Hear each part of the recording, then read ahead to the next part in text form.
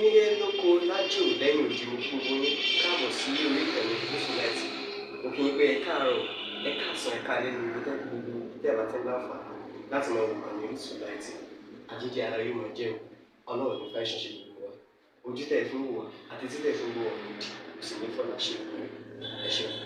Musilites TV #1 Islamic channel jẹ́ ìkànnì tí ó wà fún oríṣiríṣi wáàsí àti ọ̀rọ̀ ẹ̀sìn látọ̀dọ̀ ọ̀pọ̀lọpọ̀ àwọn àfáà ńláńlá jàǹkàjàǹkà tí wọ́n mọ̀ máa ṣàlàyé ọ̀rọ̀ nípa ẹ̀sìn wa. Ní báyìí, ẹ bá mi subscribe sórí Musilites TV kí ẹ lè máa jẹ ọ̀pọ̀lọpọ̀ gbádùn àwọn fídíò táwọn fi síbẹ̀ lónìí ọ̀rọ̀. Ẹ bá mi like kí ẹ sì bá mi subscribe, ẹ bá mi share kí ẹ bá mi comment sórí àwọn fídíò yìí. Ìṣẹ̀lẹ̀ bẹ́ẹ̀ ti sí. الله عليك الصلاة والسلام صلى الله عليه وسلم.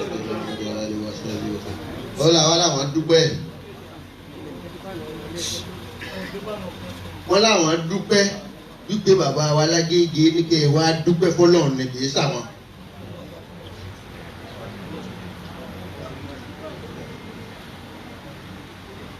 wọ́n ní dúpẹ́ náà wọ́n wá dùn móye dúpẹ́ dùn móye ó dùn móye dúpẹ́ náà dùn móye.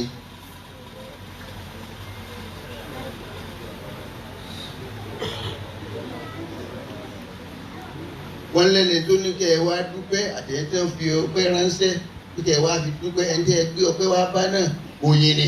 Alhamdulillah. wọ́n ní àlùbáríkà ní nǹkan tá à ń ṣẹlẹ̀ lọ́wọ́lọ́wọ́ yìí.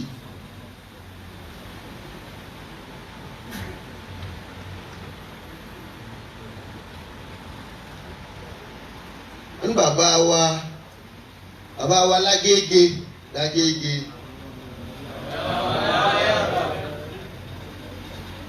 wọ́n ní sábà ń béèrè kí ni ń jẹ́ àlùbáríkà wọ́n tó bá mọ àlùbáríkà bọ́bá tí bàbá wa Lágége ọmọ ká àlùbáríkà àṣẹ́kù bọ̀ àwọn ẹni rí ń jẹ́ àlùbáríkà.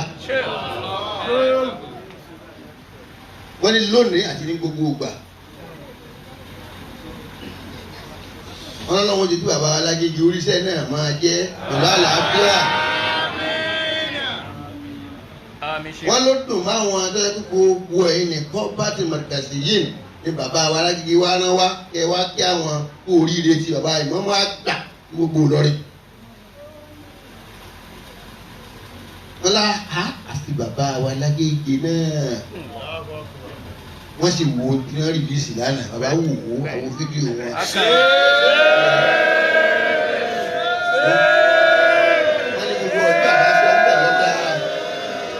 gbogbo ọ̀rọ̀ tí wọ́n sọ ń bẹ̀ lọ́dà pé ẹ̀jẹ̀ ọba jẹ́ ìmáàmù Fúlàní ó gbọ́dọ̀ wá láti ìdílé Fúlàní bàbá rẹ̀ gbọ́dọ̀ jẹ́ Fúlàní. wọ́n sì sọ pé Ìlọrin ní àṣà àti àlàáfíà ó sì yàtọ̀ sí gbogbo ìyókù wọ́tọ̀ bá má sàrọ̀ ìmọ̀ ládàá wa má dà á sàrè wa.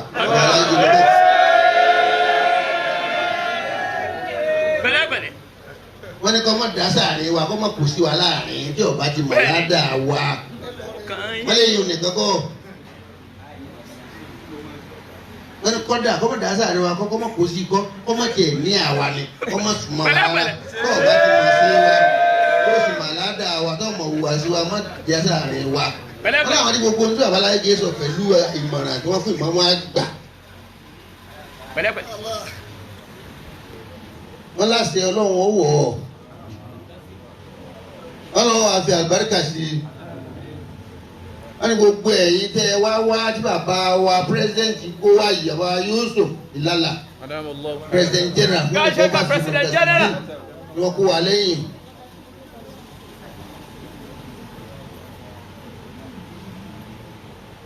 wọ́n ní gbogbo ẹ̀yin tẹ́ ẹ tún tẹ̀lé àwọn tí wọ́n kó wa wá yìí gbogbo àwọn ọ̀tọ̀kùlú làwọn tó kó wa wá yìí Professor Hamza àti gbogbo àwọn bàbá gbogbo àwọn prof náà wà ní jòkó àtàwọn mùdírù náà wà ní jòkó àti gbogbo àwa náà ká ń bẹ lọ́n pé Ọlọ́run já dàgbà gbogbo àwọn kéèké ẹ̀yin ọ̀la tẹ́yìn náà wọ̀sọ̀ búlù yìí wọ́n ní gbogbo àwọn àbáyé náà ti wọ̀sọ̀ búlù rí o ọ̀rọ̀ gbogbo ìlà ṣe kalẹ̀ Ọlọ́run jẹ́ iná lálùbáríkà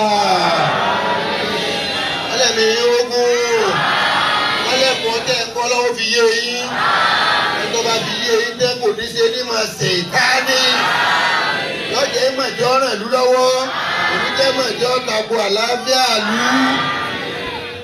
Àmín. Subhana rabbika rabbil izzati amma yasifun. Wassalamu ala al-mursalin. Ọ̀rẹ́ tí bàbá wa láǹkó ọ̀pọ̀ lọ́nà wà nínú àwọn ẹ̀kọ́ gbà.